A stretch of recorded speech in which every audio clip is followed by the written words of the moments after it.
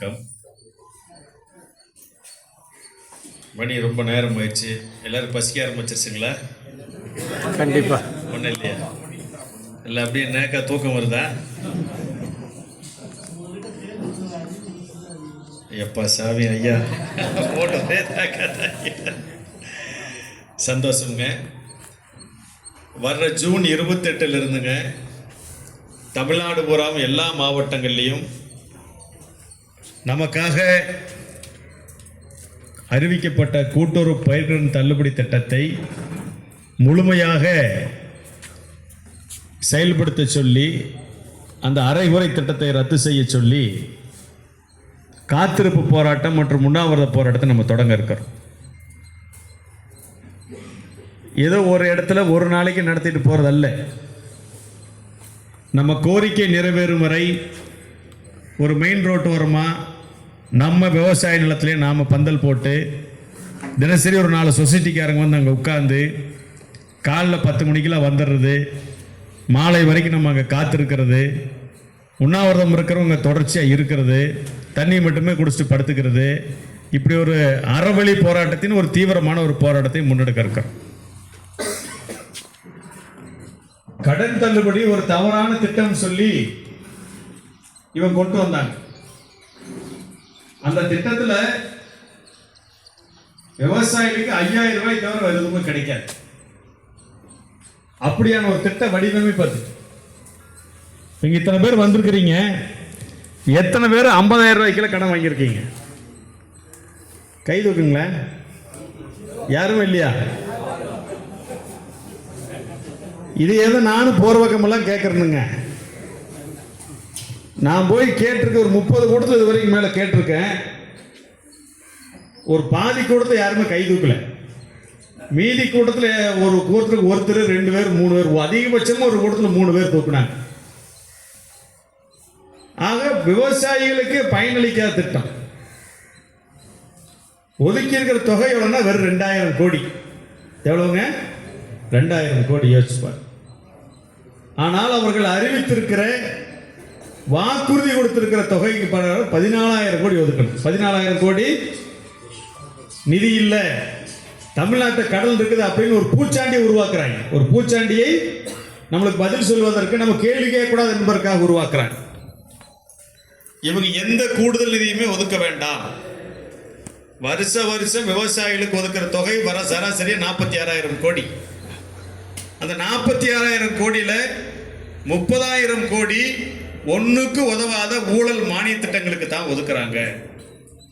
அதிலிருந்து 15,000 கோடி எடுத்து எங்களுக்கு நீங்க பணத்தை கடனை முழுசா தள்ளுபடி பண்ணிட்டு போயிட்டே இருங்க, 10 பைசா நீங்க கூடுதல் நிதி போட வேண்டாம், நிதி இல்லைன்னு சொல்லி பொய் சொல்ல வேண்டாங்கிற ஆலோசனையும் கொடுத்தாச்சு.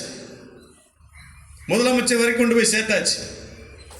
இல்லை மத்திய அரசு எங்களுக்கு அனுமதி கொடுக்கலன்னு சொன்னாங்க. அடுத்த நாள் மகாராஷ்டிரா கவர்மெண்ட் போட்டாங்க ஒரு பெரிய போர்டு. இப்போ அதுக்கப்புறம் அதுக்கும் பதில் சொல்றதுக்கு வழி இல்லை. என்ன பதில் சொல்றேன்னு தெரியாம திணறாங்களே ஒழிய நாங்கள் சொன்னதை செய்யறங்கிற பேச்சு எங்கிருந்துமே வரல. எனவே அந்த உறுதியை வாங்கணும், அந்த கடன் தள்ளுபடி பெறணும் என்கிற நோக்கத்தில் தான் இந்த 22ஆம் தேதியிலிருந்து, அதாவது அடுத்த திங்கட்கிழமை இந்த போராட்டத்தை நம்ம தொடங்க இருக்கிறோம். இந்த பகுதியில் இருக்கக்கூடிய எல்லா உழவர்களும் குடும்பத்தோடு தினசரி வந்து அந்த போராட்டம் வெற்றி பெறும் வரை நீங்கள் அனைவரும் ஒத்துழைப்பு கொடுக்கணும். உங்கள் ஊரில் நடக்கிற போராட்டம் நீங்கள் தான் கூட்டம் திரட்டணும், நீங்கள் தான் போராட்டத்தை நடத்தணும், போராட்ட செலவையும் நீங்கள் தான் பகிர்ந்துக்கணும் என்பதை அன்போடு தெரிவித்துக் கொண்டு, இங்கே வந்திருக்கக்கூடிய மூத்த உழவர் போராளிகள் தலைவர் எல்லாரும் வந்திருக்கிறீங்க. நீண்ட காலமாக இவர்களெல்லாம் விவசாய சங்கத்தில் நிறைய சேவைகளை செய்து கொண்டிருக்கிறார்கள். அந்த வகையில் நம்மோடு இன்னைக்கு கலந்து கொண்டிருக்கக்கூடிய தமிழ்நாடு பால் உற்பத்தியாளர் சங்கத்தினுடைய தலைவர் ஐயா ராஜேந்திரன் அவர்களே, சங்கத்தினுடைய மாவட்ட தலைவர் அண்ணன் ஜெயமணி அவர்களே, மாவட்ட ஒருங்கிணைப்பு அண்ணன் செல்லமுத்து அவர்களே, மற்றும் இங்கு வந்து கொண்டிருக்கக்கூடிய அனைத்து உழவர் உறவுகளே, கறிக்கோழிப்பண்ணை ஐக்கியத்தினுடைய மாவட்ட ஒருங்கிணைப்பாளர் அண்ணன் கனகராஜ் அவர்களே, அனைவருக்கும் முதற்கண் வணக்கம். இந்த 765 கிலோவாட் டவர் லைன் நீங்கள் இது வரைக்கும் பாதி பேர் இல்லை, முக்கால்வாசி பேர் அந்த சைஸ் டவரையே பார்த்துருக்க மாட்டீங்க. அந்த டவர் நிலத்துல மட்டுமே 25 சென்ட், 20 to 25 சென்டில் உட்காரணும். 4 காலுக்குள்ள எவ்வளோ இடம் வருங்க? 1/4 ஏக்கரா போயிடும். இப்படி நிமிர்ந்து இப்படி மேலே பார்த்தீங்கன்னா மேலே இருக்கிற பாதி பேர் கண்ணுக்கே தெரியாது. அவ்வளோ உயரமானது, அவ்வளவு இடத்தை பிடிக்கக்கூடியது. கரெக்டாக சென்டர் பாயிண்ட் இந்தெல்லாம் 35 மீட்டர், இந்தெல்லாம் 35 மீட்டர், 70 மீட்டர், 210 மீட்டர் அகலத்தில் போகும். அந்த 210 மீட்டரில் அது போட்டதுக்கப்புறம் நீங்கள் கிணறு வெட்ட முடியாது. ஏன்னா அந்த லைன் போகிறதுலேருந்து 300 மீட்டர் தள்ளி தான் வெடி மருந்தே கொடுப்பான். அதுக்குள்ளே நீங்கள் வச்சீங்கன்னா பிடிச்சிக்கிட்டு உள்ள வச்சுருவாங்க. போரும் போட முடியாது, இருக்கிற போரையும் ஆழப்படுத்த முடியாது. இண்டக்ஷன் மேலே பெரிய அளவில் போயிட்டு இருக்கு. அது கீழே கட்டடம் கட்ட முடியாது, வசிக்கக்கூடாது, வாழக்கூடாது. அதுக்கு கீழே உற்பத்தி செய்கிற உணவுப் பொருளை சாப்பிடக்கூடாது, ஆடு மாட்டுக்கும் கொடுக்கக்கூடாது. இதில் நாம சொல்லலைங்க, தமிழ்நாடு அரசாங்கத்தினுடைய மதுரை காமராஜர் பல்கலைக்கழகம் 48 பக்கம் அறிக்கையை போட்டு அவன் சொல்லி வச்சிருக்க, ஆய்வு பண்ணி உலக சுகாதார நிறுவனம் சொல்லி வச்சிருக்குது. ஏன்னா அவ்வளவு பெரிய பாதிப்பு அதில். ஒட்டுமொத்த நிலத்தோட மதிப்பு 0 போயிருக்கு. எத்தனையோ பேர் நம்ம இங்க இருக்கிறோம். யாராவது டவர் போன காட்ட போய் காசு கொடுத்து வாங்கியிருக்குமா? இல்லை முதலாளி தான் வாங்கியிருக்காங்களா? இல்லை கருப்பணம் வச்சிருக்கணும் வாங்கியிருக்கானா? யோசிச்சு பாருங்க. ஒட்டுமொத்தமாக நிலத்தோட மதிப்பை 0 வேல்யூ செய்யற திட்டம் அது. இந்த திட்டம் பார்த்தீங்கன்னா இன்னைக்கு நேற்று கிடையாது. இதெல்லாம் 2015 இருந்தே திட்டத்துக்கான நடவடிக்கைகள் நடந்துட்டு இருக்குது. விருதுநகர் மாவட்டத்தில் மீனாட்சிபுரம் ஒரு இடம் இருக்குங்க. அந்த மீனாட்சிபுரம் இடத்துல இருந்து ஒரு 725 கிலோவாட் லைனு விருதுநகர் தாண்டி, மதுரை தாண்டி, திண்டுக்கல் தாண்டி, திருப்பூர் தாண்டி, அந்த விஜயமங்கலம் டோல்கேட்ல இருந்து ஒரு 5 கிலோமீட்டர் தாண்டி பல்லகவுண்டம்பாளையம் ஒரு ஊர் இருக்கு. அதிலிருந்து வடக்கே ஒரு 5 கிலோமீட்டர்ல காவுத்தம்பாளையம் ஒரு ஊர் உண்டு. அந்த காவுத்தம்பாளையத்துக்கு வருது 725 கிலோவாட். அங்க ஒரு 725 கிலோவாட் துணை மின் நிலையம் அமைய இருக்குது. அப்ப இந்த திட்டம் வந்து இதற்கான அவங்க வேலையை செஞ்சுட்டு இருக்கும்போது அளக்க வந்தபோது இதே மாதிரி மேப்பை பிடிங்கி பார்த்துட்டு நாங்கள் விவசாயி ஒருங்கிணைக்கிறதுக்கு போகும்போது ஒவ்வொரு மாவட்டமாக பொறுப்பெடுத்துட்டு போகும்போது திண்டுக்கல் தாண்டி மதுரை போகும்போது பாதி டவர் போட்டு முடிச்சிட்டாங்க. பாதி டவரை 2019 ஒருங்கிணைக்க போனது பாதி டவரை தொடங்கி இன்னைக்கு பார்த்தீங்கன்னா திருப்பூர் மாவட்ட எல்லைக்குள்ளே நிறுத்தி வச்சிருக்கோம். போகும்போது வெறும் 80,000, 1.25 லட்சம், இதை தாண்டி இழப்பீடே கிடையாது. இதெல்லாம் அரசாங்க திட்டம். அடுத்து போலீஸ் பிடிச்சிட்டு போயிடும், வழக்கு போட்டுரும், ஜெயிலில் போட்டுரும், ஜாமீனே கிடைக்காது. எத்தனை நாளைக்கு நீ வேலை எடுத்து அதுக்கான காசை நீ கட்ட வேண்டும். இப்படிதான் விவசாயம் கட்டிட்டு இருந்தாங்க. நாம போய் தோண்டனுக்குள்ளிய மூடி வெட்டு போடுறத டவர் போட்டிருக்கலாம் நிறுத்தி விட்டு, டவர் போட்டிருந்த கம்பெனி இருக்கலாம் நிறுத்தி விட்டு, இப்படி தொடர்ச்சியா 7 வருஷமாக இந்த வேலையை செய்து கொண்டே இருக்கிறோம். முதல்ல விவசாயிகளுக்கு வெறும் 1.5 லட்சம் கொடுக்குன்னு சொன்னவங்க 2 லட்சம் வந்து, 5 லட்சம் வந்து, 10 லட்சம் வந்து, 30, 40 இப்படி எவ்வளவு நில பரப்பளவுல போகுது, என்ன மரம் போகுது, பயிர் போகுது, மதிப்பை பொறுத்து 50 லட்சம் 1 கோடி ரூபாய் வரைக்கும் விவசாயிகளுக்கு இழப்பீடு கொடுத்து அப்பவும் திருப்பூர் மாவட்டத்தில் முடிக்க முடியாம வச்சிருக்காங்க. இன்னும் அந்த துணை மின் நிலையமே அமைக்க முடியாம வச்சிருக்காங்க. அதுக்கு 150 ஏக்கர் இடம் வேணுங்க. சோலார் போடுறேன்னு சொல்லி ஒரு 60 ஏக்கர் நிலத்தை அங்க வாங்கிட்டாங்க. இது தெரிஞ்சு நாம அங்க போய் அந்த இடத்தை கண்டுபிடிச்சு இன்ன வரைக்கும் அந்த மற்ற விவசாயிகள் அந்த நிலத்தை கொடுக்கறதுக்கு இல்லாம தடுத்து வச்சிருக்காங்க. உங்களுக்கு இழப்பீடே வராது, இது அரசாங்கத்தோட திட்டம், நிலத்தை எடுத்துருவேன்னு சொல்லி அங்க இருக்கிற மக்களை மிரட்டினாங்க. ஆனா அந்த மக்கள் இன்ன வரைக்கும் ஒற்றுமை நம்மோடு இருக்கிறாங்க. ரெண்டாவது, அந்த இடத்துல பாத்தீங்கன்னா ஒரு 35 அடி உயரத்தில் ஒரே கல்லான ஒரு குமரிக்கல் இருக்குது. அது ஒரு நடுகல். கீழே 15 அடி இருக்குது, மேலே வந்து 35 அடி இருக்குது. அகலமே பார்த்தீங்கன்னா 10 அடி இருக்கு. அதுதான் இந்தியாவிலேயே இருக்கக்கூடிய உயரமான நடுகள். அதுக்கு பேர் குமரிக்கல்னு பேரு. அது கிட்டத்தட்ட ஒரு 3500 வருஷத்துக்கு முற்பட்ட கல். தொல்லியல் ஆராய்ச்சி செய்யப்பட வேண்டிய இடம். அப்ப அந்த கல்லை எடுத்து அதை படிச்சு அந்த வரலாறு சொல்லி துணை மின் நிலையம் அமைக்கிற இடத்துல நீங்க தொல்லியல் ஆய்வு செய்யணும். கீழே வந்து முன்னோர்கள், மூத்தவர்கள், பழங்கால மக்கள் வாழ்ந்ததுக்கான ஆதாரங்கள் கிடைக்குது. பானையோடு இருக்குது, இரும்பு எச்சம் இருக்குது, குண்டுமணி இருக்குது, பாசி இருக்குது, இதெல்லாம் பழங்கால பொருள் பூரா கிடைக்குது. அப்போ இந்த இடத்துல வந்து நீங்கள் துணை நிலையமே அமைக்க கூடாது. அந்த பாயிண்ட் எடுத்து வச்சு இன்ன வரைக்கும் அதை வச்சு அங்கே இழுத்துக்கிட்டே இருக்கு. இப்படி இழுத்துட்டு இருக்கிற சூழ்நிலை பார்த்தீங்கன்னா அதே அந்த பல்லகவுண்டம்பாளையம் அந்த காவுத்தம்பாளையத்திலிருந்து கள்ளக்குறிச்சி வரைக்கும் ஒரு 725 அங்கிருந்து வந்து அங்கே இறங்கி மீண்டும் பூஸ்டர் போட்டு இங்கே கொண்டு இறக்கணும். அப்படியே அங்கிருந்து பார்த்தீங்கன்னா சென்னிமலைக்கு கொஞ்சம் வடவரமாக வந்து அவள் பூந்தரை, மொடக்குறிச்சி, அப்படியே இந்த காவிரியத்தை தாண்டி இப்போ அண்ணன் சொன்ன வழி இங்கே வந்து இதெல்லாம் போகுது. போய் கள்ளக்குறிச்சி மாவட்டம் சங்கராபுரத்து பக்கத்தில் அரியூரில் இறங்குது. அங்க 765 கிலோவாட் துணை மின் நிலையத்தை கட்டி 5 வருஷம் ஆச்சு. அங்கிருந்து சென்னைக்கு 725 கிலோவாட் லைனை ஏற்கனவே அமைச்சு முடிச்சாச்சு. அமைச்சு முடிச்சு 4 வருஷம் ஆச்சு.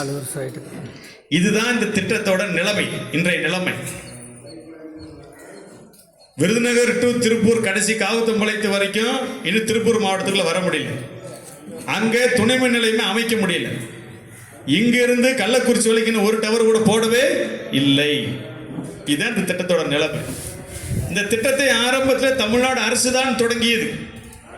ஆனா இன்னைக்கு அப்படியே ஒட்டுமொத்தமாக ஸ்டெர்லைட் கம்பெனிக்காக கொடுத்துருக்குறாங்க. இனி சப்ஸ்டேஷன்லாம் தனியார் தான் போடுவாங்க, டவர் லைனும் தனியார் தான் போடுவாங்க. போட்டவை அரசாங்கத்தில் போட்டு கட்டணம் வாங்கிட்டு போயிட்டே இருப்பாங்க. கவர்மெண்ட் பஸ் போனால் ரோட்ல கட்டுறாங்க, டோல் டாக்ஸ் கட்டுறாங்கல்ல, ஃபாஸ்டேக்ல பணம் போகுதில்ல, அந்த மாதிரியான ஏற்பாடு அரசாங்கம் எல்லாருக்கும் தனியார் விற்க போகுது. ஆக ஸ்டெர்லைட் நிறுவனம் போடக்கூடிய இதுக்கு அளக்க வரும்போது தான் திருப்பூர் குண்டடத்துக்கிட்ட வந்து அளக்குறாங்க. எங்க அங்க வந்தாங்கன்னு பார்த்தீங்கன்னா, அங்க வர்ற 765 காவத்தம்பாளையத்திலிருந்து கோயம்புத்தூர் மாவட்டத்துக்கு கூட இடையர்பாளையத்துக்கு ஒரு லைன் போகுது 400 கிலோவாட். ஒரு இடத்துக்கு ஒரு 725 கிலோவாட் லைன் வருது. ஒரு துணை மின் நிலையம் வருதுன்னா 2 725 வரும், 4 400 கிலோவாட் வரும், குறைஞ்சபட்சம் 6 230 கிலோவாட்டு, 110 கிலோவாட். இப்படி அந்த ஏரியாவே பார்த்தீங்கன்னா ஒரு 14 15 லைன் வந்து சுத்தமாக வந்து அந்த பகுதியை முடிச்சு போயிருக்கு. ஒட்டுமொத்தமாக பந்தல் போட்ட மாதிரி இருக்கு. ஆக அந்த மாதிரியான ஒரு நிலைமை தான் இப்போ இந்த திட்டத்தில் இருக்கிறது. சரி, அங்கிருந்து இங்க போட்டாச்சு, இங்கிருந்து அங்க போட்டாச்சு, இதை நிறுத்த முடியுமா, மாற்ற முடியுமா, இதுக்கான வாய்ப்பு இருக்குதா, இவ்வளவு ஒரு டவர் போட்டா நம்மளுக்கு மட்டும் கேபிள் போடுவானாங்கிற கேள்விகள் உங்களுக்குள்ள இருக்குது. இதுக்கு நான் தெளிவா சொல்ற விளக்கம் என்னன்னா, அந்த திட்டம் அங்க கள்ளக்குறிச்சியிலிருந்து சென்னை வரைக்கும் போடும்போது 5 வருஷத்துக்கு முன்னாடியே போட்டா நம்ம தகவலுக்கு அப்ப அமைப்புக்கு தெரியல, அந்த பகுதி நம்ம அமைப்பு இல்லை. இப்பதான் அமைப்பு அந்த பகுதிக்கு போயிருக்கு. விருதுநகர் வரைக்கும் தெரிஞ்சது போய் அந்த திட்டத்தை முழுமையாக முடிக்க விடாம நிறுத்தி வச்சிருக்கிறோம். இந்த திட்டத்தை பொறுத்த வரைக்கும் நாம முழுசா செயல்பட விடாம இன்னைக்கு முடக்கிற வேலையை தெளிவா பார்த்துட்டு இருக்கிறோம். 765 கிலோவாட்டை கேபிளாக ரோட்டு ஓரமா போட முடியுமா முடியாதாங்கிற கேள்விதான் உங்களுக்கு நிறைய இருக்கு. மிக தெளிவா சொல்ற பாருங்க, இன்டர்நேஷனல் சோலார் அலையன்ஸ் உலகளாவிய சூரிய குடும்பம் சொல்லி பிரதமர் வந்து 84 நாடுகளை சேர்த்து துவக்கி வச்சிருக்காரு. ஆப்பிரிக்க கண்டத்தில் உற்பத்தியாகிற மின்சாரம் இங்கே வர்றது, இங்கே உற்பத்தியாகிற மின்சாரம் அங்கே போகிறது. 3500 கிலோமீட்டர் கடலுக்கடியில் 1100 கிலோவாட். கிலோமீட்டர் எவ்வளவுங்க? இந்த திட்டம் வெறும் 200 கிலோமீட்டர் தானுங்க. அவை கடலுக்கடியில் போடுறது 3500 கிலோமீட்டர். இது 765, அது 1100 கிலோவாட். அப்போ 3500 கிலோமீட்டர் போடும்போது 200 கிலோமீட்டர் போட முடியுமா முடியாதா? 1100 கிலோவாட் போடும்போது 765 போட முடியுமா முடியாதா? நம்ம தமிழ்நாடு அரசாங்கம் சென்னையில் பார்த்தீங்கன்னா மாநகரத்தை சுற்றி 110 கிலோமீட்டர் தூரத்துக்கு 400 கிலோவாட் கேபிளா போட்டாச்சு. வெற்றிகரமாக இயங்கிக் கொண்டிருக்கிறது. இது மிகப்பெரிய சாதனை. இந்த 765 அப்படின்னு பார்த்தீங்கன்னா 18 கம்பி போகும். கேபிள் போர்ட்டுக்கு போய் தெரிஞ்ச வைக்கல பிடிச்சி ஒரு வழக்கறிஞரை கூட்டிட்டு போயிட்டு அந்த டவர் தோண்டிட்டே இருக்கிறான். நில உரிமையாளர் வந்து சொன்னா நிறுத்திக்கிறேன், அதை நிறுத்த மாட்டேங்கிறான். நில உரிமையாளருக்கு சரக்கு வாங்கி கொடுத்து படுக்க வச்சிருக்கிறேன்.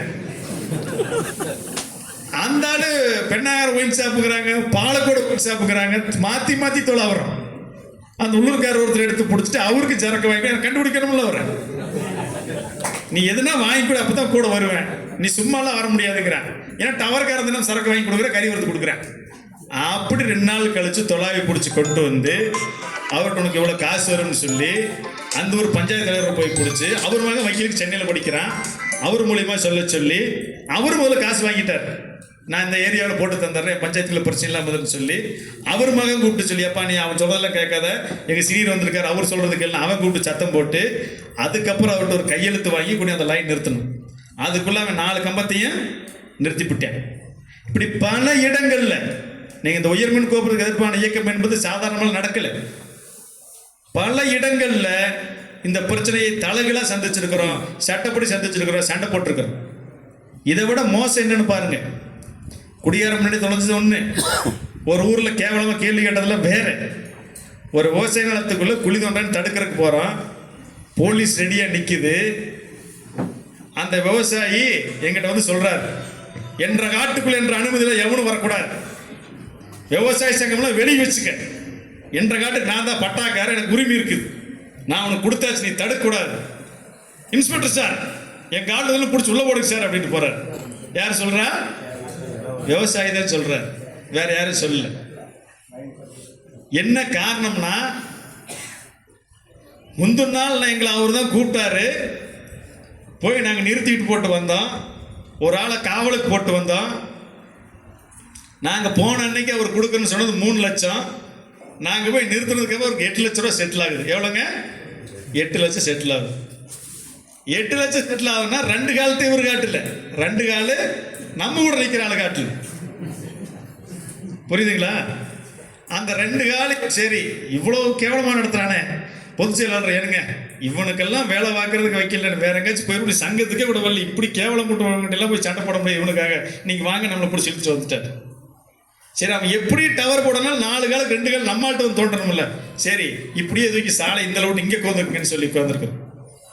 அந்தெல்லாம் ஆடல் என்ன பாடல் என்ன, அந்த டவர்கார ஆளுகளாம் அவ்வளோ கூத்தாட்டத்தில் அந்த பொக்லியில் பாட்டை சவுண்டா வச்சு முடிஞ்ச மோதிப்பாரெல்லாம் பாட்டு போடுறான், முடிஞ்சா மோதிப்பாரெல்லாம் பாட்டு போடுறான்.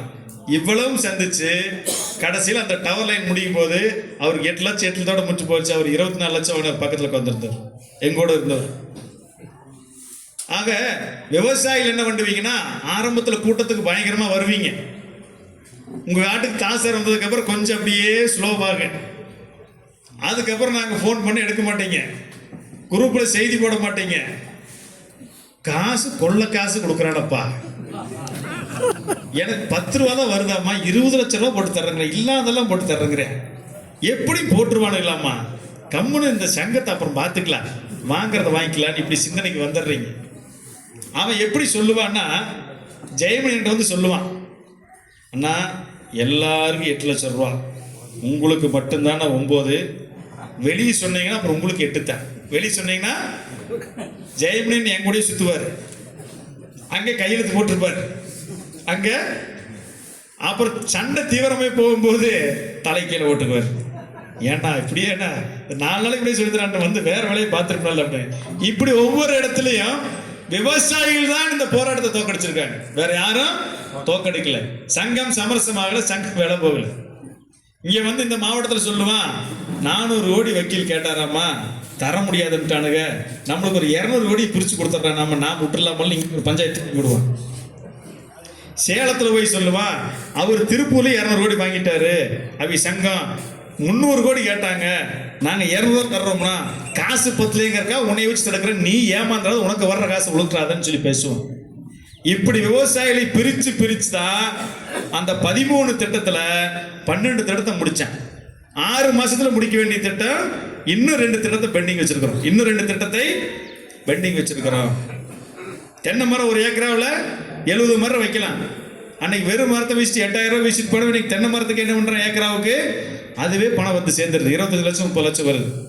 நம்மளுக்கு என்ன பண்ணுவாங்கன்னா, தென்னை மரத்துக்குள்ள போய் வாழை வைப்பாங்க, பப்பாளி வைப்பாங்க, தக்காளி வைப்பாங்க, முருங்கை வைப்பாங்க, 4 அடுக்கு பயிர் வச்சு 4 அடுக்கு பயிர் சேர்த்து 80 லட்சம் 100 லட்சம் காம்பன்சேஷன் போடுவான். அவன் எல்லா பயிர் கூட கவர்மெண்ட் 5 அடுக்கு பயிர் வைக்க சொல்லுதில்ல, பல பயிர் பாங்க சாகுபடி பண்ண சொல்லுதில்ல, நான் வச்சிருக்கிற குடும்பாங்க. இப்படியெல்லாம் விவசாய டெக்னிக் கற்றுக்கிட்டாங்க. இப்படியெல்லாம் இந்த டெக்னிக் எத்தனை பேர் இதுவரைக்கும் செஞ்சுருக்கீங்க? ஐடியா சிறப்பாக இருக்குது, செஞ்சலாம் எத்தனை பேர் பிளான் பண்ணுறீங்க? வேறு அங்கே ஒரு அண்ணன் கை தூக்கிட்டார், ரெடியாக இருக்கார் காசு வாக்குறது. ஆக எதுக்காக சொல்கிறேன்னா, நடந்ததை முழுசாக உங்கள்கிட்ட சொல்கிறோம். இதில் மறைச்சு எங்களுக்கு ஒன்றும் ஆக போகிறதில்லை, சொன்னாதான் உங்களுக்கு விழிப்புணர்வு இருக்கும். அன்னைக்கு அந்த 13 திட்டங்களை நாங்கள் தடுக்க தொடங்கும் போது எல்லா திட்டம் பார்த்தீங்கன்னா 20% முடிச்ச திட்டம், 30% முடிச்ச திட்டம், 50% முடிஞ்சது, 60% முடிஞ்சது, இப்படி திட்டங்கள் பல்வேறு நிலையில வேலை பணிகளை முடிஞ்சிருது.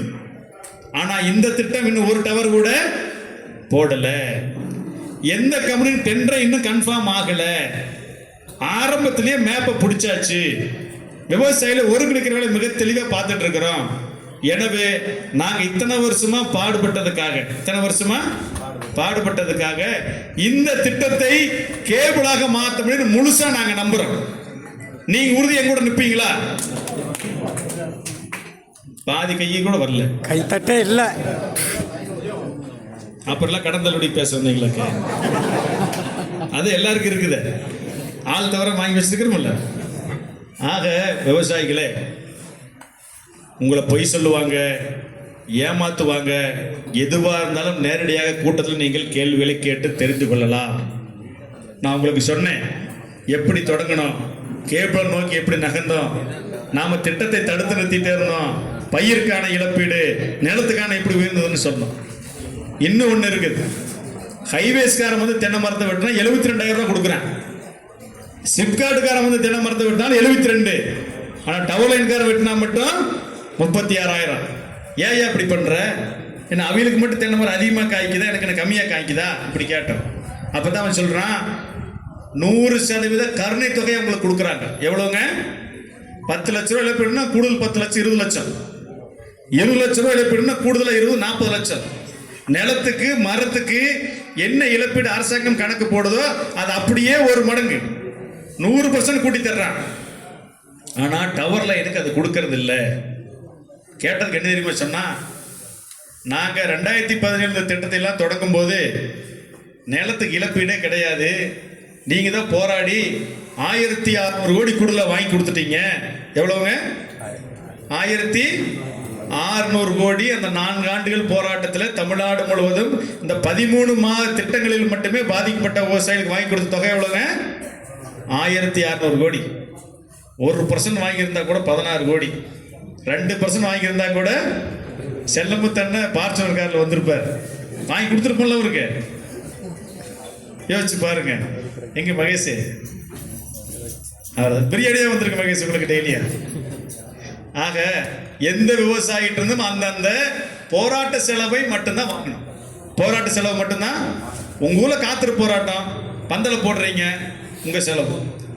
சென்னை வர சொல்றோம், சேர்ந்து வர்றீங்க, உங்க செலவு. வழக்கு போடுறோம், மாவட்டத்துக்கு பிரிச்சு கொடுக்குறோம், அதை வசூல் பண்ணி கொடுக்குறீங்க, இவ்வளவுதான்.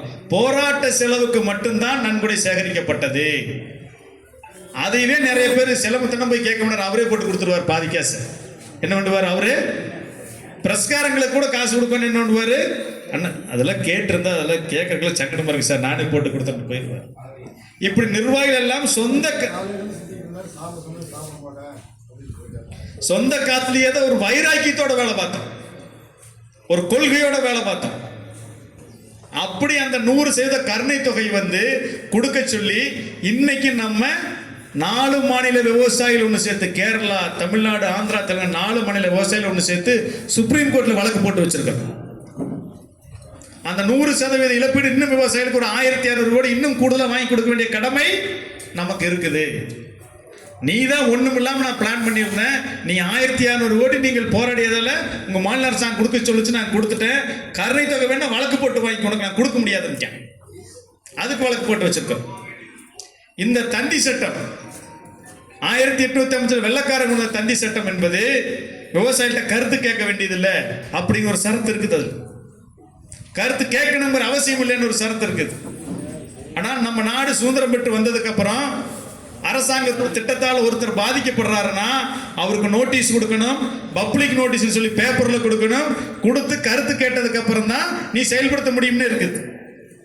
எனவே கருத்து கேட்கிற அம்சமே அந்த சட்டத்தில் இல்லை. அதனால அந்த சட்டத்தை ரத்து பண்ணுங்கன்னு சொல்லி ஒரு 9 வழக்குகள் போட்டு அந்த வழக்கும் நீதிமன்றத்தில் நிலுவையில் இருக்குது. ஆக திட்டம் முடிஞ்சு வச்சுன்னு போயிடல, அதற்கான ஒவ்வொரு கட்டத்தையும் படிப்படியாக நகர்த்தி கொண்டிருக்கிறோம். இப்படி பல ஏற்பாடுகளை தொடர்ச்சியாக நம்ம சங்கம் இன்னும் செய்து கொண்டே இருக்கிறது. விவசாயிகள் போராட்டத்துக்கு வந்தாங்க, போராட்டம் முடிஞ்சது, காசு வாங்கினாங்க, போயிட்டாங்க. சங்கத்துக்கு வர நன்கொடையிலிருந்து இத்தனை வேலையும் நாங்கள் செஞ்சுக்கிட்டே தான் இருக்கோம். எந்த வேலையுமே நிறுத்த வேலையானா ஒரு வேலையை எடுத்துட்டோம்னா அந்த வேலையை லட்சியத்தோடு கடைசி வரைக்கும் சமரசம் இல்லாமல் செய்வது நம்ம சங்கத்தோட பழக்கம். விவசாயி வர்றாங்க, விவசாயி வரல, கூட நிற்கிறாங்க, நன்கொடை கொடுக்குறாங்க, கொடுக்கல, அதெல்லாம் இல்லை. நாம் எடுத்துக்கொண்ட வேலையை சிறப்பாக செய்யணும்னு இன்ன வரைக்கும் செய்துட்டு இருக்கிறோம். யோசிச்சு பாருங்க. ஆக ஒட்டுமொத்தமாக நில உரிமையை காப்பாற்றுவதற்காக ஒரு மிகச்சிறப்பான நேரமும் தருணமும் வந்திருக்கிறது. காலம் வாய்த்திருக்கிறது. 2017 தொடங்கும் போது கண்ணை கட்டி காட்டில் விட்ட மாதிரி இருந்தது. இன்னைக்கு இந்திய அளவில் உலக அளவில் இதெல்லாம் பயணிக்க கத்திருக்கிறோம். பல ஆதாரங்களை சட்டங்களை எல்லாம் உட்கார வச்சிருக்கிறோம். அன்னைக்கு சங்கம்னாலே யாருக்கும் தமிழ்நாட்டில் தெரியாது. இன்னைக்கு எப்படி 10 ஊர்ல போய் சேர்ந்த 4 ஊருக்கு தமிழக விவசாயிகள் பாதுகாப்பு சங்கம்னா தெரியுது. எல்லா சங்கங்களையும் ஒருங்கிணைச்சு கொண்டு வர்றோம். எல்லா சங்கங்களையும் ஒருங்கிணைச்சு கொண்டு வர்றோம். ஐயாவுக்கெல்லாம் தெரியும். நீண்ட காலம் ஐயங்கிறாங்க விவசாய சங்கத்தில் ஒன்று சேர்க்கறதே முடியாது, ஒன்று சேர்க்கவே முடியாது. நம்ம மாநாட்டுக்கு 160 சங்கங்கிட்ட பேசணும். எவ்வளோங்க? அதுல 52 சங்கம் தான் வர்றேன்னு சொன்னாங்க. 52 சங்கம் தான் வர்றேன்னு சொன்னாங்க. 52 சங்கத்தோட பேரை போட்டான். ஐயா ஒருத்தர் மட்டும் 10 பேர்கிட்ட வந்தார். மீதியில் 2 பேர் தான் வந்தாங்க. எத்தனை பேர்? அந்த 2 பேருக்கு மேடல் இடம் கொடுத்து உட்கார வச்சோம். பேசுறதுக்கு நேரம் கொடுத்தோம். பேசுறதுக்கு அடுத்தது கறிக்கொல்லி பண்ண போராட்டம் வந்தது. நாங்கள்லாம் ஜெயிலில் கிடக்கிறோம். நம்மூட அந்த விவசாய சங்கத்தில் தலைமை தான் நடந்தது பார்த்தா ஒரு பை வரல. எத்தனை வரல? 6 பேர் தான் வந்தாங்க. 6. ஆக எல்லா சங்கத்தையும் கூப்பிட்டு பார்த்துட்டோம். ஒருங்கிணைக்கிறதுக்கு பல முயற்சிகள், எத்தனை ஆலோசனை கூட்டம். இப்போ விவசாய சங்க ஆலோசனை கூட திருச்சியில் போட்டது மட்டும் 30 கூட்டத்துக்கு மேலே போட்டிருப்போம். இந்த 7 வருஷத்தில் ஐயாவுக்குலாம் தெரியும், கேட்டுப்பார். ஆக விவசாய சங்கத்தில் ஒருங்கிணைக்கிறதுக்கு இன்னைக்கு முயற்சி எடுத்தாதான் இருக்கிறோம். வர்றவங்களை பூரா கூப்பிட்டு உட்கார வச்சுக்குவோம். அவங்களுக்கு கூட இடத்தையும் கொடுப்போம். ஆனால் இருக்கிற விவசாய சங்கங்களில் நிறைய ஒத்தையாள் சங்கம் தான் இருக்குது. நிறைய கூப்பிட்டா வாரதே கிடையாது. இப்போ எங்கே போட்டாலும் ராஜேந்திரன் கூட்டம் போட்டால் வராருல, மற்றவங்களை வர சொல்லுங்க, வரமாட்டேன். இவ பாலுக்கு நேர்ந்து விட்டாச்சு. இல்லை பாலுக்கான வேலையை செஞ்சுட்டே இருப்பாங்க. இவளுக்கான ஆலோசனை நாங்களும் கேட்டுக்குவோம், எங்களுக்கான ஆலோசனை அவங்களும் கேட்டுக்குருவாங்க. இந்த மாதிரி இயங்கிறதுக்கு நிறைய விவசாய சங்கம் ரெடி இல்லை. ஒன்று அவிதான் தலைவர், கலெக்டர் ஆஃபீஸ் 4 பேர் அவிதான் வந்திருப்பாங்க. இல்லாட்டி நிரந்தரம் ஏதாச்சும் ஒரு கட்சிக்கு குத்தகை எழுதி கொடுத்துட்டு அவங்க அந்த எம்எல்ஏ வந்தா, அந்த அமைச்சர் வந்தா மேடையில் உட்காந்துக்கிறது, கூட உட்காந்துக்கிறது, பிரச்சாரத்தை கூட போறது, இப்படித்தான் போயிட்டு இருக்குது. அரசியல், மதம், ஜாதி, கட்சி சார்பற்று விவசாயிகளுக்காக எல்லாத்தையும் தூக்கி உடைச்சிட்டு விவசாயிகளுக்கு ஒன்று திரட்டு வேலையை பார்த்திருக்கிறோம். 30 மாவட்டங்கள் அமைப்பு உருவாக்கி இருக்கிறோம். டெல்லி தலைவர்களோடு நேரடி தொடர்பில் இருக்கிறோம். இந்திய அளவில் எல்லா விவசாய சங்கங்களும் தமிழ்நாட்டு கூட்டிட்டு வந்துட்டு இருக்கிறோம். விவசாயில ஒன்று சேர்க்க முடியாது அப்படின்னு சொல்லி சவால் விட்டாங்க. யார் சவால் விட்டாங்க? அரசியல் கட்சியில் சவால் விடல, விவசாய சங்க தலைவர் தான் சவால் விட்டாங்க. உன்னால பிடிச்சா சேர்த்திருப்பாப்பா. 2000 பேர் கூட்டி காமிச்சோம். இதுதான் உன்னால முடியும். இதெல்லாம் நாங்கள் அன்னைக்கே பார்த்துட்டோம். நாங்கள் சென்னையில் 10,000 பேர் கூட்டி காமிச்சோம். விஜயமங்கலத்தில் 50,000 பேர் கூட்டி காமிச்சோம். அடுத்தது 5 லட்சம் பேர் கூட்டுறதுக்கான வேலை பார்த்துட்டு இருக்கிறோம். 5 லட்சம் பேர் கூட்டுறதுக்கான வேலை. இங்க இருக்கிற விவசாயிகள் உங்களை தான் சொல்றேன். நீங்க எல்லாம் ஏடிஎம்கே டிஎம்கேன்னு மாத்தி மாத்தி ஓட்ட போட்டு கூறுகட்டு போய் கிடக்குறீங்க. எத்தனை முறை சொன்னாலும் திருந்த மாட்டீங்க. எத்தனை முறை சொன்னாலும் திருந்த மாட்டேங்க. கையை அங்கதான் போகுதுப்பீங்க. என்ன சொல்லுவீங்க? கையை அங்கதான் போகும். அப்புறம் நம்மாளு, மாம, மாப்பிள்ளை, பங்காளி என்ற மச்சா நின்றுட்டேன். இப்படியே பேசி பேசி பிடிச்சி போயிட்டேன். நின்னவன் ஜெயிச்சும் பூரா நல்லா இருக்கேன். ஓட்டு போட்டவன் பூரா ரோட்ல மண்டபத்தில் கூட்டம் போட்டு லோல் அழைச்சிட்டு இருக்கேன். யோசிச்சு பாருங்க. ஆக விவசாயிகளாக நீங்கள் என்னைக்கு உங்களுடைய கோரிக்கைகளுக்காக, உங்க உரிமைகளுக்காக வாக்களிக்க கற்றுக்கொள்கிறீர்களோ அன்னைக்கு தான் உங்க வாழ்க்கை உருப்படும். அன்னைக்கு தான் உங்க வாழ்க்கை உருப்படும். 234 தொகுதியில் 184 தொகுதியில் விவசாயிகளோட ஓட்டு 60,000க்கு மேல இருக்குது. பாதிக்கு மேற்பட்ட தொகுதியில் 1 லட்சம் ஓட்டுக்கு மேல இருக்குது. உங்களை போய் சிஎம்மாங்கெல்லாம் சொல்லல, சொன்னதை செஞ்சாதான் உனக்கு ஓட்டு போடுவோம்னு சொன்னா கூட வேலை முடிஞ்சு போச்சா? அதையாவது செஞ்சுமா? கட்சி சென்னையில் தொடங்கினா நம்மால் தான் நம்ம ஊரில் முதல்ல கிளைகளத்தை தொடங்குறாங்களே இல்லையா? திரிசா கூட தான் நம்மளுக்கு கட்சி தொடங்கல, எல்லாரும் தொடங்கியாச்சு. அதுக்கு எனக்கு மாநில பொறுப்பேற்று பல பேர் திரிசாவுடைய அழைச்சிட்டு இருக்கேன். ஸ்ட்ரைட்டா போறது. விஜயோட ஜோசியாருக்கு ஒரு ரசிகர் மன்றம் உருவாகி போச்சு தெரியுமா? அந்த ஜோசியார் ஒருத்தர் ஊத்துக்குளிக்காரர் என்ன வெற்றிவேல் ரத்தன் பண்டிட்ட அவருக்கு ரசிகர் மன்றம் வச்சிருக்காங்க. யோசிச்சு பாருங்க நண்பர்களே. நம்ம கிட்ட தான் நாம தான் 184 தொகுதியில் வெற்றி நிர்ணயிக்கிறோம். நம்ம என்னைக்காவது மதிச்சிருக்காங்களா? ஆனா ஒரு தொகுதியில் 5000 ஓட்டு முஸ்லீம் ஓட்டு இருக்கட்டும். அவியலுக்குள்ள எத்தனை கட்சி இருக்குது? முஸ்லீம் கட்சி 10 கட்சி இருக்குது. அப்புறம் இந்த சங்கம், தவ்ஹீத் ஜமாத்து, அது இதுன்னு ஏகப்பட்டதை வச்சிருக்கிறாங்க. எத்தனையா இருந்தாலும் யார் எனக்காக வேலை செஞ்சாங்களோ, யார் எனக்காக நின்னானோ அவனுக்கு மட்டும் தான் ஓட்டு போட அவன் தெளிவாக இருக்கிறான். நீங்கள் என்னைக்காவது அப்படி இருந்திருக்கீங்களா? ஒரு உதாரணத்துக்கு இந்த தொகுதி சொல்கிறேன். ராசிபுரம் டவுனில் ஒரு 5000 ஓட்டு முஸ்லீம் ஓட்டு இருக்குன்னு வச்சுக்கோங்க. இது பட்டியல் சமூக தொகுதி. ஏடிஎம்கே டிஎம்கே நிற்கிது. ரெண்டு கட்சியுமே அங்கே டவுன் ஓட்டு என்ற வரைக்கும் ஒரு 500 முன்ன பின்ன போயிட்டே இருக்கும். முன்ன பின்ன அங்கே ஓனே திமுக சர்ன்னு மேலே வருது. வருதா இல்லையா? வருதா இல்லையா? யோசிச்சு பாரு. அப்படி ஜெயிக்கிறாங்களா இல்லையா? நீங்கள் புரிஞ்சு ஓட்டு போட்டு இவன் வந்தா தான் காப்பாற்றணும், அவன் வந்தா தான் காப்பாற்றணும், அவியலை காப்பாற்றிட்டு போயிட்டாங்க சாமியில. அதனால் தயவு செஞ்சு நீங்கள் சரக்கு போதையாக இருந்தால் உங்களை கொண்டு போய் காப்பாற்றிடுவேன், கூட்டிட்டு வந்துடுவேன். கஞ்சா போதையாக இருந்தால் கூட உங்களை மீட்டுடலாம். அரசியல் போதையிலிருந்து மீட்கணும் ரொம்ப கஷ்டமாக இருக்குது. ரொம்ப இப்போ திமுகவுக்கு தயவு செஞ்சு ஓட்டு போட்டுறாதீங்கன்னு பிரச்சாரம் பண்ணு. வேற யாருக்கு வேணா ஓட்டு போடுங்க, பிடிக்க நோட்டா கூட ஓட்டு போடுங்கன்னு பிரச்சாரம் பண்ணு.